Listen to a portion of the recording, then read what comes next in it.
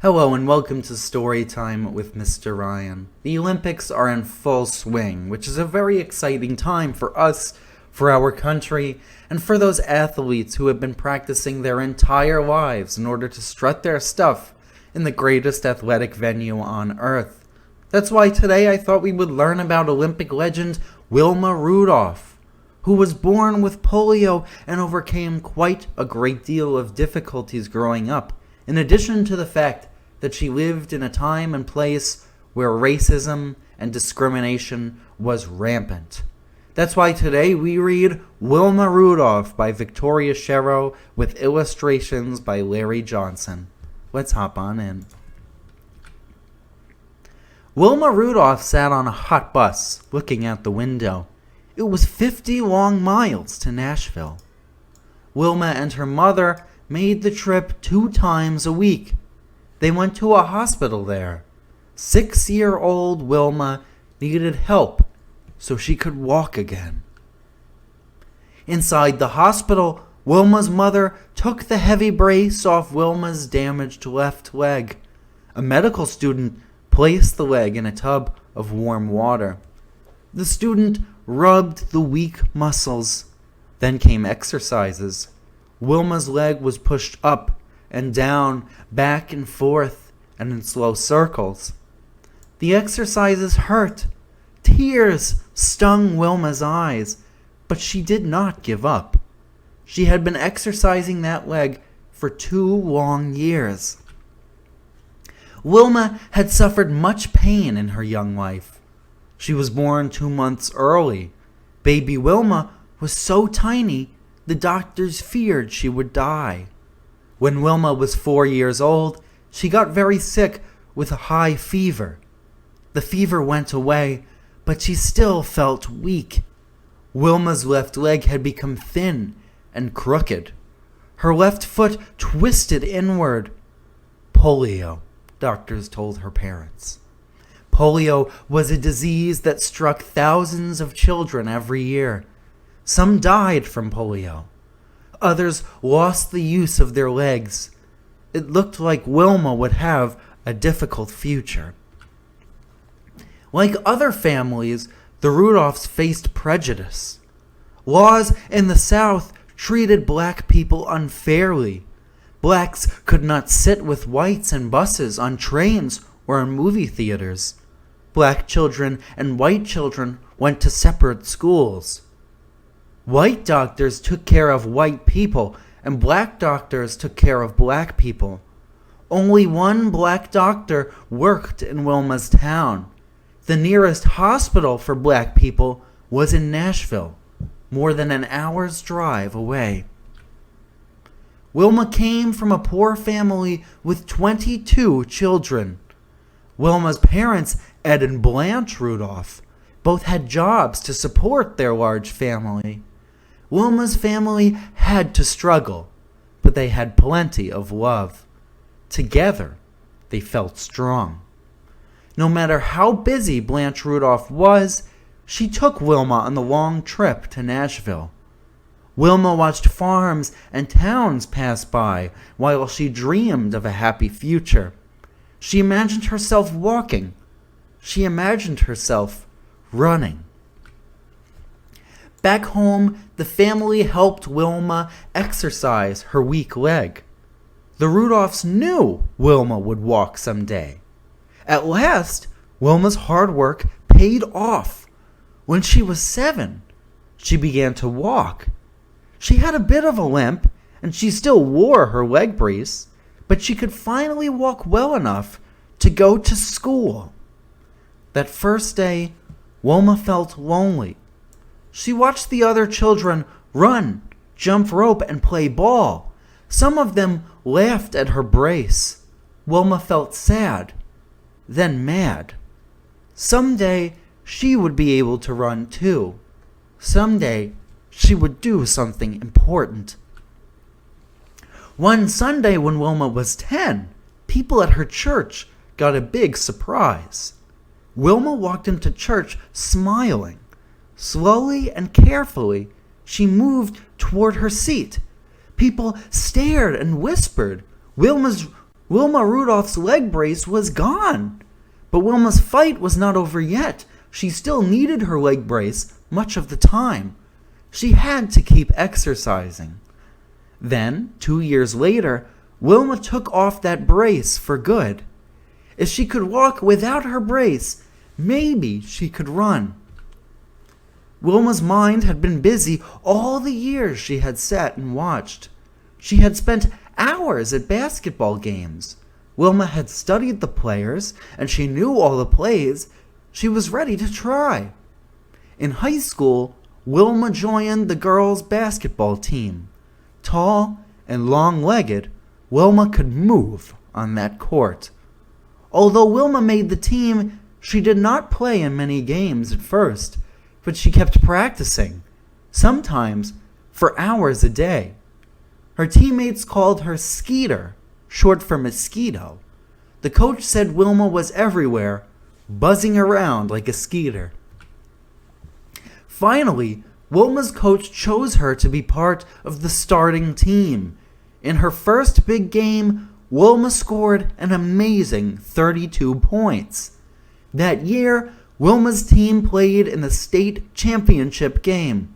Wilma felt sad when they lost, but a famous college track coach had been watching her play. Coach Ed Temple told Wilma she could be a great runner. Wilma liked to run, but she ran just for fun. She was on the high school track team. The team did not have a track to practice on. Still, Wilma won every race she ran. Then, at one large track meet, she did not win a race. What had gone wrong? Wilma watched the other runners. Just running fast was not enough, she decided. She would have to learn new skills if she wanted to be the best. It was a lesson Wilma never forgot.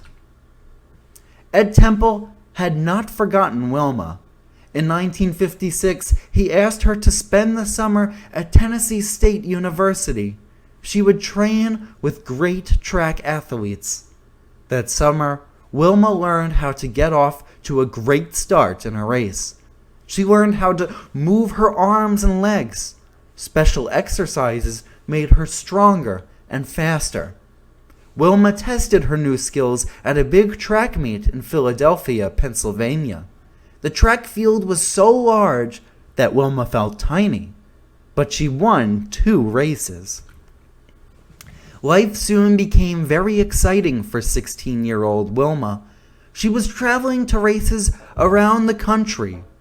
Wilma met new people on her travels. She even got to meet baseball star Jackie Robinson.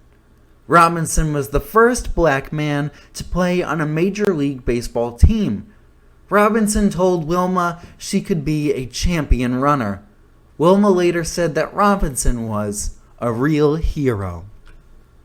Later that summer, Wilma went across the country to Seattle, Washington. Teams were being chosen for the 1956 Olympics. The games would be held in Melbourne, Australia. Wilma might have a chance to race with the best runners in the world. Wilma Rudolph ran her best and earned a shot on the Olympic team. She was its youngest member. Before leaving for the Olympics, Wilma went home to Clarksville. She had become famous in her hometown. The town held a ceremony for Wilma. Her family was proud. At the Olympic Games, Wilma had some disappointments. Only the fastest runners earned a spot in the final 200-meter race. She did not run fast enough to make it to the final race. Wilma felt sad. She could not eat or sleep. Wilma had one more chance to win a medal. She was one of 4 American women who would run the 400-meter relay race. The other teams were very fast, but the Americans won 3rd place. Wilma had earned a bronze medal. She wanted to stand on the winner's platform again at the next Olympics. Wilma thought to herself, "You've got 4 years to get there yourself, but you've got to work hard." After the Olympics, Wilma went home to Clarksville. People smiled at her on the street. They stopped to shake her hand. Wilma's life returned to normal for a little while. She had 2 years of high school to finish. After Wilma graduated, she headed for Tennessee State University. She joined Ed Temple's track team. Being on the team was an honor, and it meant that Wilma could go to college for free.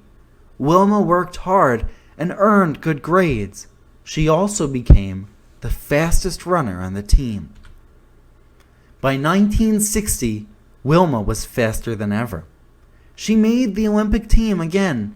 At the Olympics in Rome, Italy, it was a hot 100 degrees. The heat did not bother Wilma. Her mind was on her goal, to win a gold medal. She ran on the Olympic grounds to get ready for the races. Then disaster struck.